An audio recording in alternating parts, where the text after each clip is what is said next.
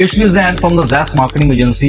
मैं अल्हम्दुलिल्लाह 5 साल से मार्केट के अंदर हूँ और हम एड रन कर रहे हैं। काफी ब्रांड्स को हमने जीरो से लेके मिलियन तक उनकी सेल हमने अचीव करके दी है।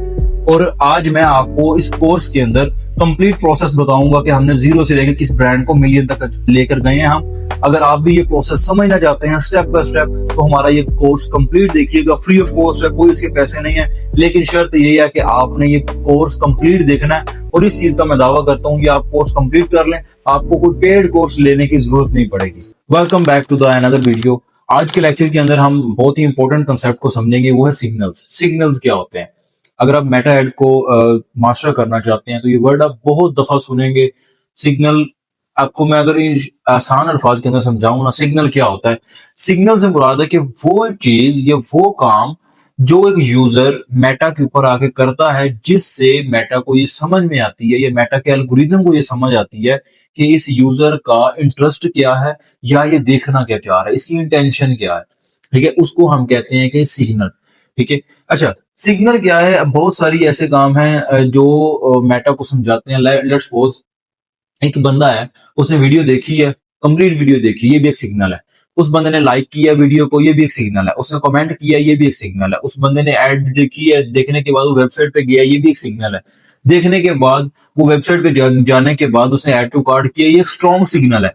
ठीक है, ऐड टू कार्ट करने के बाद उसने इंटरेस्ट या इनिशिएट चेकआउट किया, तो ये उससे भी एक स्ट्रॉन्ग सिग्नल है। या उसने परचेज कर ली, तो ये सबसे स्ट्रॉन्ग सिग्नल है। ठीक है, मतलब अगर हम ई कॉमर्स ब्रांड रन कर रहे हैं और हमें सबसे स्ट्रॉन्ग सिग्नल हमने अगर आइडेंटिफाई करना हो तो वो क्या होगा? हमारे लिए परचेज होगा। लाइक्स, कमेंट्स वगैरह ये भी सिग्नल्स हैं, बट जो सबसे स्ट्रॉन्ग सिग्नल है वो है परचेज।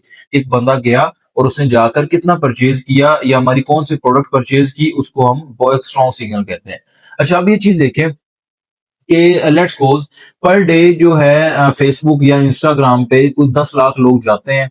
10 लाख लोग जाने के बाद वो उसके ऊपर टाइम स्पेंड करते हैं, तो आप खुद चीज देखें कि मेटा को हर सेकंड मिलियंस ऑफ सिग्नल्स जा रहे हैं और मेटा का एल्गोरिदम इतना स्ट्रॉन्ग है कि वो इन सब इंटरेस्ट की बेस या इन सब सिग्नल्स की बेस के ऊपर वो ये आइडेंटिफाई करता है कि मैंने किस बंदे को किस टाइप की एड दिखानी है और किस टाइम एड दिखानी है। ये ही एल्गोरिदम है जिस एल्गोरिदम की वजह से एक मार्केटर को एज मिलता है कि वो अपने इंटरेस्टेड ऑडियंस या अपनी जो कह लो कि फाइनल ऑडियंस तक पहुंच सकता है। पहुंचने के बाद उसे चीज अपनी सेल करवा सकता है। ठीक है, अच्छा अच्छा एक चीज याद रखिएगा कि जो हर सिग्नल है ना, उस सिग्नल की वैल्यू सेम नहीं होती। लेट्स सपोज मैं एग्जांपल देता हूं कि एक बंदा है, उसने लाइक किया, ये भी एक सिग्नल है, लेकिन जो बंदा परचेज कर रहा है वो क्या एक स्ट्रॉन्ग सिग्नल है। लाइक और परचेजिंग करना एक जैसा सिग्नल नहीं होते, ये इनके अंदर थोड़ा सा डिफरेंस होता है। ठीक है, इसलिए जब हम सेल्स कैंपेन चलाते हैं या हम ई कॉमर्स के अंदर से चलाते हैं, अपनी एड रन करते हैं, इसी वजह से मैं आपको बार बार कहता हूं कि आपने कोई और एड नहीं लगानी, आपने सिर्फ सेल्स एड लगानी है। सेल्स एड के अंदर आपने जो इवेंट है, वो आपने जो एक्शन है, कॉल टू एक्शन है, आपने परचेज सिलेक्ट करना है। ठीक है, या जो इवेंट है अपना, वो आपने परचेज सिलेक्ट करना है, क्योंकि हमारा जो परचेज है ना, यही सबसे बड़ा सिग्नल है और हमने इसी चीज के लिए अपने एल्गोरिदम को ट्रेन करवाना है। जब हम अपने एल्गोरिदम को सेल्स के लिए ट्रेन करवाएंगे तो डेफिनेट बात है कि हमारी जो एड है वो ऑटोमेटिकली टाइम टू टाइम सही होती रहेगी। अब एक चीज देखें, मैं कोई एग्जांपल देता हूं। आपने एड रन की, एड रन करने के बाद 100 लोगों को वो वीडियो दिखाई मेटा ने। 100 के देखने के बाद 5 लोग आपकी वेबसाइट पर गए और जाने के बाद उन्होंने परचेज कर ली। मैं एग्जांपल दे रहा हूँ, ऐसा होता नहीं है। अच्छा, 5 बंदों ने परचेजिंग कर ली। अब मेटा को एक सिग्नल गया, परचेज सिग्नल गया कि ये 5 बंदे थे जिन्होंने ये परचेजिंग की है। ठीक है, अच्छा 5 बंदों ने परचेजिंग कर की है तो क्या होगा जी? मेटा उन जैसे लोग और आइडेंटिफाई करेगा। वो पहले तो चेक करेगा कि ये जो 5 बंदे जिन्होंने परचेजिंग की है, इनकी एज क्या थी, ये किस डिवाइस पे थे, किस टाइम ऑनलाइन थे, इनका इंटरेस्ट क्या था, इन्होंने इससे पहले क्या चीज बाय की, या ये किन किन निशेस के अंदर ये इंटरेस्ट रखते हैं। डेफिनेट बात है कि अगर उनके जो प्रीवियस इंटरेस्ट हैं वो उनको पता लगेंगे, मेटा उन चीजों को सब स्टडी करेगा, एनालाइज करेगा, तो वो उन जैसे और लोग लेके आएगा। जब वो और लोग आएंगे तो फिर क्या होगा? परचेजिंग और ज्यादा करेंगे वो लोग। इससे जो एडवर्टाइजर है उसको बेनिफिट होता है। अब इन सब चीजों की बेस के ऊपर मेटा क्या करेगा? एक यूजर ढूंढ के लाएगा जो कि हमारी प्रोडक्ट खरीदेगा। तो इसी वजह से इसके ऊपर थोड़ा टाइम लगता है, इट्स टाइम टेकिंग प्रोसेस। और जो प्रोफेशनल एडवर्टाइजर है वो कभी भी 20-30 मिनट बाद या आधे घंटे बाद वो चेंजेस नहीं करता सेटिंग्स में जाके। वो ये नहीं देखेगा यार 200 लग गया मुझे ऑर्डर नहीं आया, और वो जाके चेंजेस नहीं करेगा, क्योंकि उसको पता है कि एल्गोरिदम लर्निंग के अंदर टाइम लेता है। वो अपने जो कस्टमर्स हैं उनको ढूंढ के लाने में टाइम लेगा। तो जब वो टाइम लेगा तो डेफिनेट बात है हमें थोड़ा वेट करना पड़ेगा। अच्छा, तो आपको भी एनालाइज क्या कैसे करना है ये हम नेक्स्ट वीडियोस के अंदर देखेंगे। लेकिन अब ना हम एक और मजे का कंसेप्ट समझते हैं, वो है कि लेट्स सपोज एक बंदा है वो अपनी फेसबुक या इंस्टाग्राम को ओपन करता है। जब वो ओपन करता है उसके सामने एक ऐड आती है, तो ये चीज समझने वाली है कि जब एक ऐड सामने आती है ना, वो ऐड अपने कंपेटिटर के साथ कंपटीशन के अंदर विन करके आपके सामने आती है। आप तक ऐड पहुंचने के लिए या एक यूजर तक ऐड पहुंचने के लिए उसे पहले अपने कंपेटिटर के साथ लड़ना पड़ता है, उससे कम्पीट करना पड़ता है, फिर जाके वो ऐड आपके सामने शो होती है। अच्छा, अब इस लड़ने को हम मेटा की जुबान के अंदर बोलते हैं एड ऑक्शन। मतलब मेटा यूज करता है एड ऑक्शन स्ट्रेटजी यूज करता है, जिसके जरिए वो 3 फैक्टर्स के ऊपर फोकस करता है और फिर वो ऐड दिखाता है। First one bid, second one estimated auction rate, and the third one is the creative quality. अब बिड से क्या क्या मुराद है? बिड से मुराद है कि एक ऐड को दिखाने के लिए एक एडवर्टाइजर कितने पैसे देने को तैयार है। अगर एक कह लो कि एडवर्टाइजर वो देता है 1 रुपया पर क्लिक, एग्जाम्पल दे रहा हूँ, ऐसा नहीं होता, और एक कंपेटिटर है या एक एडवर्टाइजर है उसका वो दे रहा है 1.25 रुपीज दे रहा है, तो मेटा क्या करेगा? जो पैसे ज्यादा ज्यादा देगा उसको ऊपर दिखाएगा, ठीक है। लेकिन सिर्फ बिडिंग ओनली फैक्टर नहीं है। अच्छा, अब सेकंड वन जो आता है वो है हमारे पास एस्टिमेटेड ऑक्शन रेट। इससे मुराद है कि मेटा पहले ये चीज फील करता है कि इस एड को दिखाने के लिए, इस एड को हम अगर यूजर को दिखाएंगे तो उसके कितने परसेंट चांसेस हैं कि एक यूजर कन्वर्ट हो जाए या हमारा जो डिजायर्ड सिग्नल है उसको फुलफिल करे। डिजायर्ड सिग्नल से मुराद है कि अगर आप सेल्स एड चला रहे हो तो डेफिनेटली हमारा जो सबसे स्ट्रॉन्ग या डिजायर्ड सिग्नल होगा वो परचेज होगा, ठीक है। अगर हम लीड एड चला रहे हैं तो हमारी लीड होगी या फॉर्म फिल करना होगा, ठीक है। अच्छा, उसके बाद जो थर्ड फैक्टर है, जो मेन फैक्टर है, वो क्रिएटिव क्वालिटी। अगर आपकी क्रिएटिव क्वालिटी बहुत अच्छी है, लोग उसको यूज कर रहे हैं, जो लोग उसको देख रहे हैं, उस पर अच्छे कमेंट्स दे रहे हैं या उसको लाइक कर रहे हैं या उस पर टाइम स्पेंड कर रहे हैं, तो मेटा को अच्छा फैक्टर जाता है या मेटा को एक अच्छा सिग्नल जाता है, जिसकी वजह से वो आपके ऊपर क्या करता है ये, या आपका जो क्रिएटिव है उसके ऊपर उसको ज्यादा लोगों को दिखाता है या आपको विनिंग में शो करवा देता है, ठीक है। तो ये 3 फैक्टर्स हैं जिसकी बेस के ऊपर जो मेटा है वो एड ऑप्शन का कह लें कि आप एक मेथड यूज करके या स्ट्रेटजी यूज करके लोगों को ऐड दिखाता है।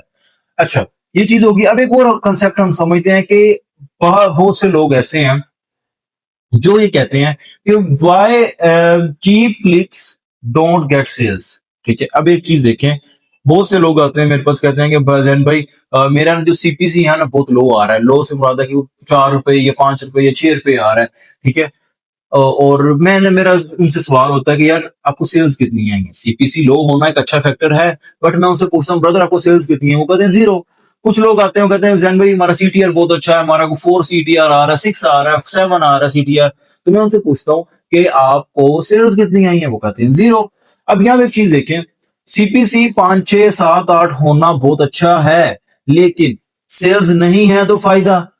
इसी तरह सीटीआर 4, 5, 6, 7 होना बहुत अच्छा है, बहुत स्ट्रॉन्ग सिग्नल है, लेकिन सेल्स 0 है तो इसका हमें कोई फायदा नहीं है, ठीक है। अब यहां पर एक चीज समझने वाली है कि ओनली वन फैक्टर डिपेंड नहीं करता या वो ये डिसाइड नहीं कर सकता कि आपकी एट द एंड सेल्स कितनी आएगी या एट द एंड आपको प्रॉफिट कितना आएगा या एट द एंड आप कितने मार्जिन के साथ कंपीट कर सकते हैं, ठीक है। हमें डेफिनेटली बात है कि हमें सब फैक्टर्स को देखना पड़ेगा। हमें सीपीसी भी देखना होगा, हमें सीपीएम भी देखना होगा, हमें सीटीआर भी देखना होगा। अगर आपको ये चीजें, ये वर्ड्स थोड़े से मुश्किल लग रहे हैं तो इनको मैं आगे जाके और भी एक्सप्लेन करूंगा। अभी सिर्फ इतना समझ लें कि सीपीसी लो होना बहुत अच्छा फैक्टर है, सीटीआर हाई होना बहुत अच्छा फैक्टर है, but these are not only the factors जो ये डिसाइड कर सकते हैं कि आपकी कैंपेन बहुत अच्छी जा रही है, ठीक हो गया। हर मैट्रिक का एक अपना रोल जरूर होता है, लेकिन हमारा जो फाइनल गोल होगा वो होगा बिजनेस ग्रो करना। तो बिजनेस ग्रो करने के लिए हमें सिर्फ एक मैट्रिक को देख के खुश नहीं होना, हमें सारे फैक्टर्स को देखना है। अपनी पूरी फनल के अंदर जितने भी फैक्टर्स हमारे बनते हैं उन सबको हमने देखना है, उन सबको एनालाइज करना है, फिर हमें डिसाइड करना है कि आया कि हमारी कैंपेन सक्सेसफुल है या नहीं है, ठीक है। अच्छा, अब यहाँ पर हम एग्जांपल लेते हैं, मैं आपको एग्जांपल देता हूँ कि लेट्स सपोज हमारे पास दो कैंपेन चल रही है। एक कैंपेन है जिसका सीपीसी चल रहा है जी 8 चल रहा है, उसका सीटीआर आ रहा है जी, आप कह लें कि 15 आ रहा है। 15 तो बहुत ज्यादा हो जाएगा, आप 7 कह लें, ठीक है। 7 आ रहा है सीटीआर, और उसकी जो परचेजेज आ रही हैं वो हमारे पास आई हैं 2, 2 परचेजेज आ गई, ठीक है। अच्छा, इसी के बरक्स अगर हम कोई और कैंपेन देखते हैं, हमारी दूसरी कैंपेन है, उसका सीपीसी आ रहा है हमारा जी 18, सीटीआर आ रहा है हमारे पास उसका जी 2 आ रहा है सीटीआर, लेकिन परचेजेज है हमारी 11, ठीक है। तो अब आप खुद बताएं हमारी सक्सेसफुल कैंपेन कौन सी होगी? ऑब्वियसली वो कैंपेन सक्सेसफुल है दूसरे वाली कैंपेन भी। अगर हम सीटीआर की बेस पे देखें तो हम कहेंगे यार जो कैंपेन ए है, जो पहली कैंपेन है हमारी, वो ज्यादा अच्छी है। लेकिन रिजल्ट्स की बेस के ऊपर हम देखें तो हम कहेंगे यार कैंपेन बी बहुत अच्छी है, ठीक है। तो इन शॉर्ट या एट द एंड हमें क्या चाहिए? सेल्स चाहिए। तो हमें सिर्फ सीटीआर या सीपीएम या सीपीसी किसी एक फैक्टर को एनालाइज नहीं करना, ठीक है। हमें अपने जितने भी फैक्टर्स हैं उन सबको एनालाइज करके, उन सबको देख के, उन सबकी बेसिस के ऊपर ही हमें अपनी कैंपेन को बताना है आया कि हमारी कैंपेन सक्सेसफुल है या नहीं है, ठीक है। तो ये जो पूरा लेक्चर था अभी तक, मैं इसको समराइज करूं तो हमने से ये देखा है कि सबसे पहले तो हमने अपनी जो कैंपेन है उसको टाइम देना है, ठीक है। एल्गोरिदम लर्निंग के अंदर टाइम लेता है, लर्निंग फेज के अंदर होता है, टाइम लेता है। जब तक वो टाइम नहीं लेगा प्रॉपर, वो अपनी लर्निंग कंप्लीट नहीं करेगा, तो डेफिनेटली बात है वो आपको प्रॉपर रिजल्ट्स नहीं ला कर देगा। जब तक एल्गोरिदम ही सही तरीके से ट्रेन नहीं है, उसको सिग्नल सही नहीं मिल रहे, उसके लर्निंग सही नहीं है, तो आपको सेल्स नहीं आएंगे, ठीक है।